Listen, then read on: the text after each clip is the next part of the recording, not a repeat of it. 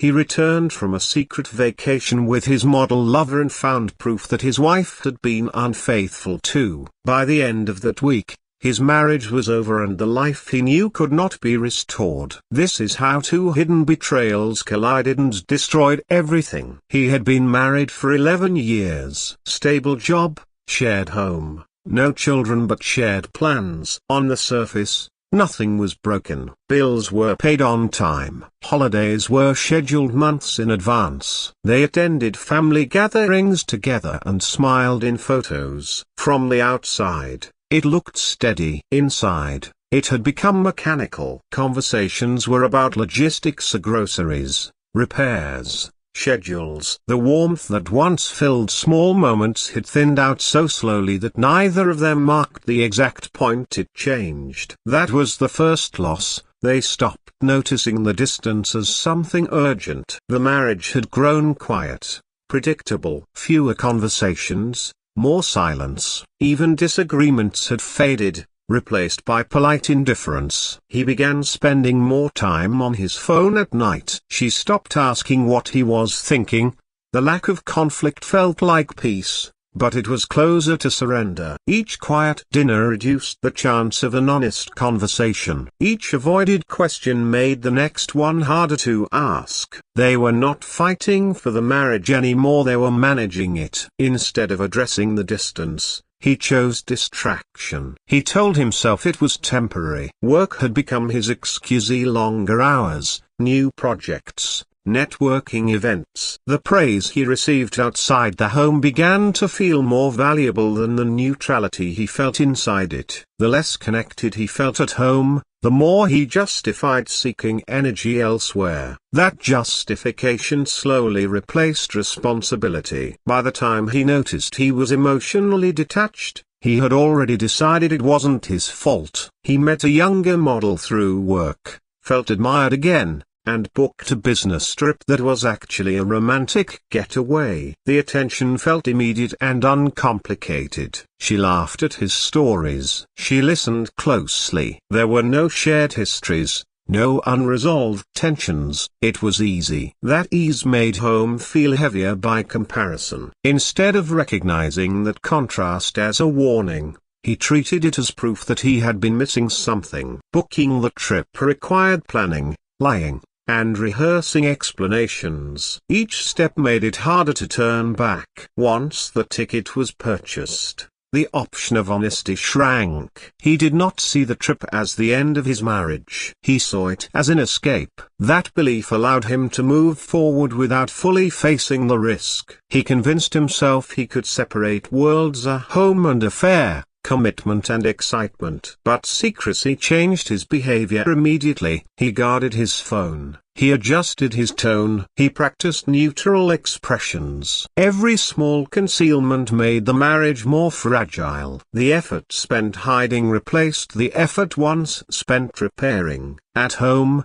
his wife noticed the emotional withdrawal but never confronted him directly. She sensed the shift in timing, the distracted responses, the absence of eye contact. She saw him physically present but emotionally unavailable. Instead of demanding answers, she chose silence. She feared confirming what she already suspected. That hesitation cost her leverage. The longer she waited, the more normalized his absence became. She began doubting herself instead. Maybe she was imagining the distance. Maybe this phase would pass. She adjusted her expectations downward: shorter conversations, fewer shared plans, less emotional reliance. By adapting to his withdrawal, she unintentionally allowed it to deepen. Each compromise reduced her ability to insist on clarity. Each unasked question widened the space between them. Both sensed the shift. Both ignored it. Neither wanted to be the first to admit that something serious was breaking. Pride played a role. Fear played a larger one. A direct conversation could have forced change,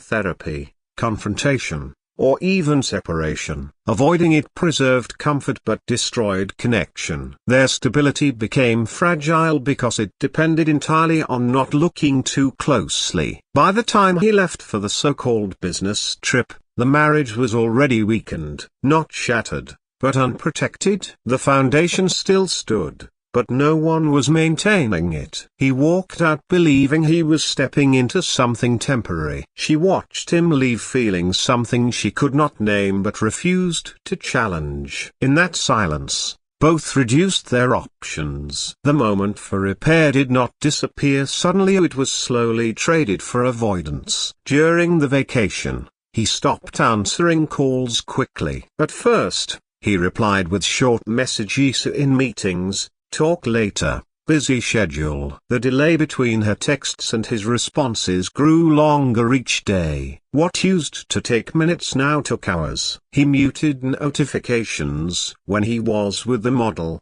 placing his phone face down as if that small gesture could silence responsibility. Each ignored call reduced the chance of natural conversation. Each delayed response made his absence more visible. He told himself it was necessary to avoid suspicion, but the avoidance itself created it. He became careless, not reckless, but comfortable.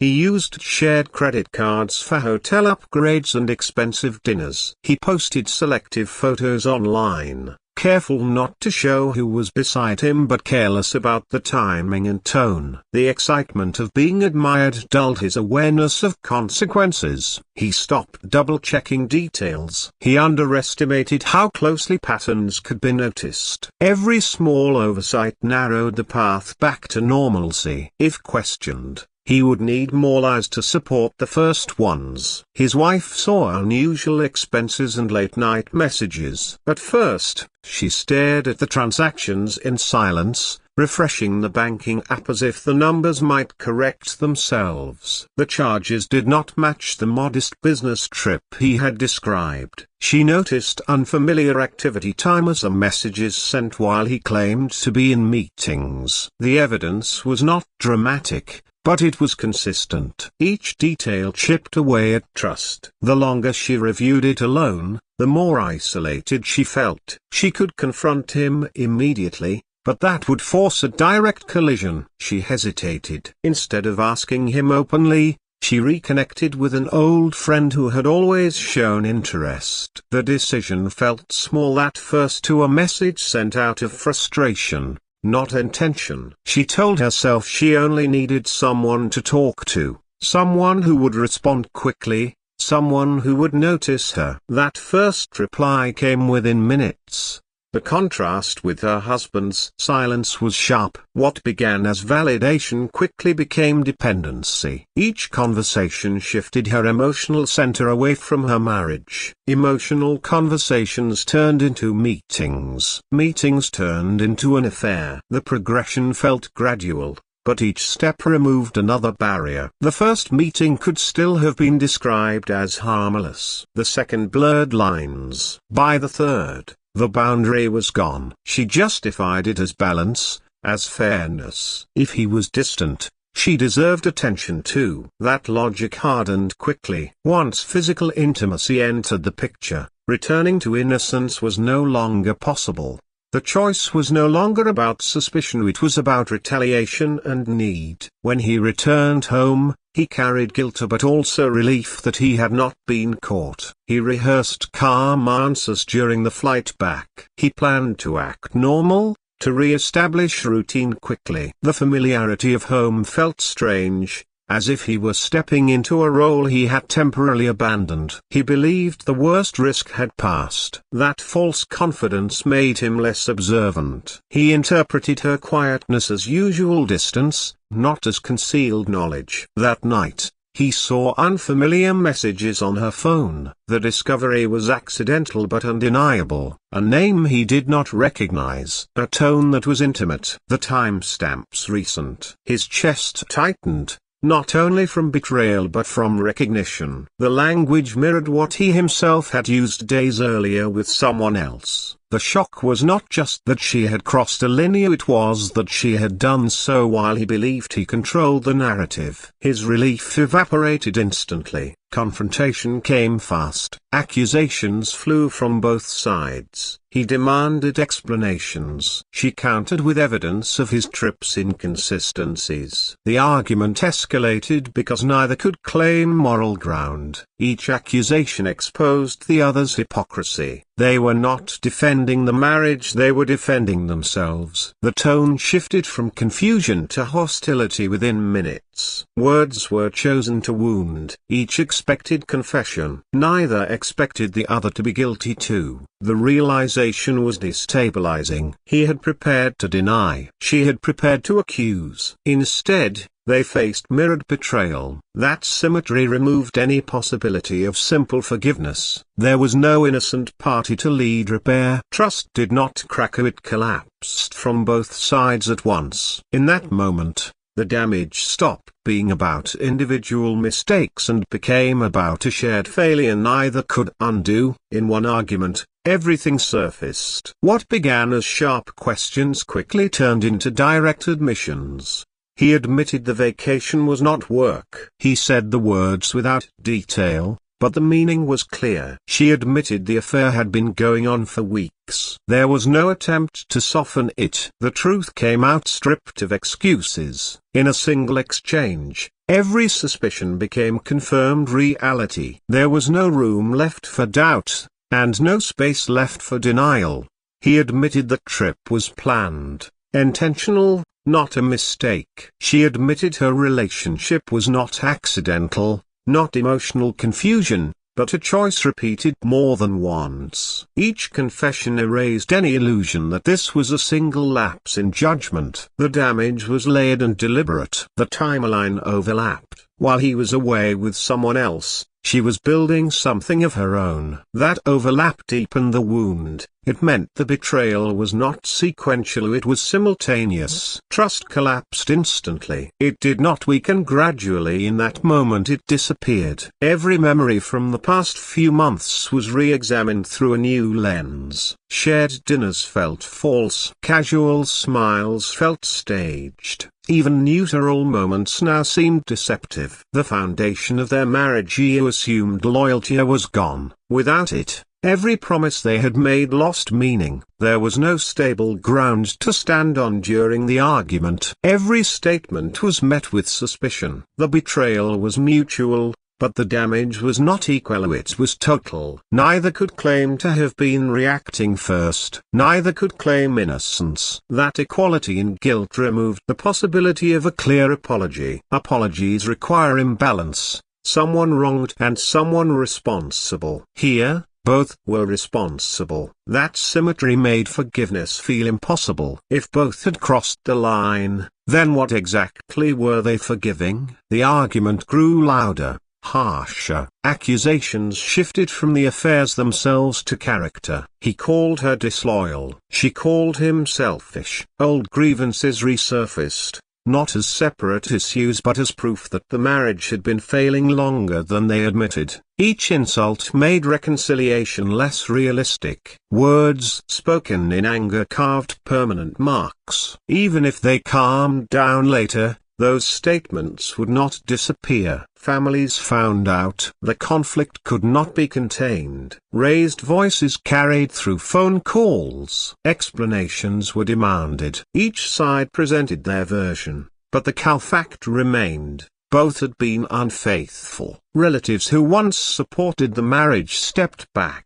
Advice replaced empathy. Judgment replaced privacy. The issue was no longer between two people, it became public within their closest circles. That exposure intensified the shame. Close friends stepped back. Invitations slowed. Conversations became cautious. People did not know how to take sides when both had betrayed the other. The couple who once appeared stable was now a warning example. Social gatherings became uncomfortable. Silence followed them into rooms. The social cost expanded beyond the relationship itself. Their shared community fractured quietly, leaving both more isolated. Within a month, Divorce papers were signed. The speed reflected not impulsiveness but exhaustion. There were no long negotiations about rebuilding. The emotional damage had already made the decision feel inevitable. Signing the documents felt less like a dramatic ending and more like formal acknowledgement of what had already died. Each signature carried the weight of 11 years reduced to legal language. The house was sold. Rooms that once held shared routines were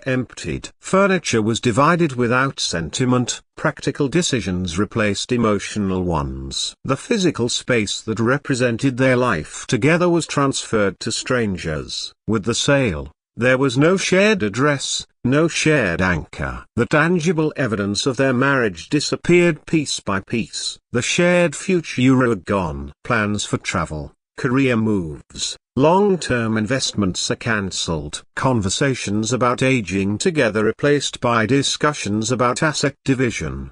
What once extended decades ahead now ended in a single month of legal closure. The turning point was not just the confession. It was the realization that there was nothing solid left to rebuild on. Every option had narrowed until only separation remained. He moved into a small apartment alone. The space was functional, nothing more. A rented couch, a basic table, a bed that arrived in parts and had to be assembled without help. The silence inside those walls was heavier than he expected. There were no shared routines, no background noise of another person moving through rooms. Every sound echoed. The reduction in space mirrored the reduction in his life. 11 years had narrowed to a single set of keys and a new address he had never imagined using alone. The apartment was close to work, practical and temporary. That practicality made the loss sharper. This was not a fresh start filled with excitement, it was a downgrade shaped by consequence. He scrolled through old photos late at night, noticing how normal they once looked. Holidays,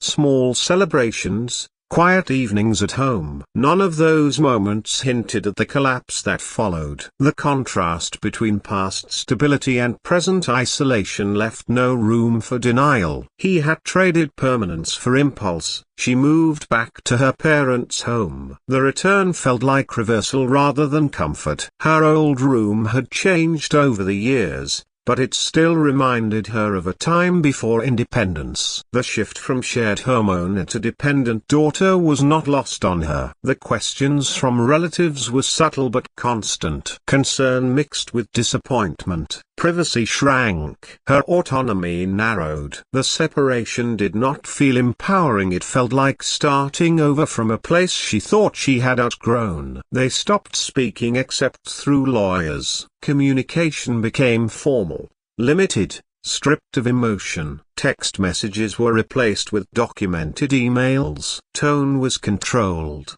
precise, distant. The absence of direct conversation created a final barrier. Even if one of them had wanted to express regret differently, the process left little space for it. Silence became procedural. The emotional chapter closed not with understanding, but with paperwork. What remained was not anger, but emptiness. The intensity of confrontation faded quickly once logistics were resolved. Without arguments to fuel them, both were left alone with consequences. Anger had at least provided energy. Emptiness offered none. Mornings felt longer. Evenings felt slower. The absence of shared presence became routine, but never comfortable. The relationship had ended loudly, yet the aftermath unfolded quietly. He noticed how often he reached for his phone to share something, a small success at work, a minor inconvenience, only to remember there was no longer a shared recipient. She experienced the same reflex in reverse. Habits formed over more than a decade did not disappear with a signature. Each interrupted impulse reinforced the separation. The daily reminders were subtle but constant. Two people who once shared everything now shared only regret. Regret over silence. Regret over avoidance. Regret over choosing validation instead of confrontation. The realization came separately but mirrored each other's thoughts. The affairs had been intense but brief. The marriage had been long and layered. The imbalance between what was risked and what was gained became clearer with time. There was no dramatic reconciliation attempt, no late-night visit to reverse the decision. The distance had solidified. Pride,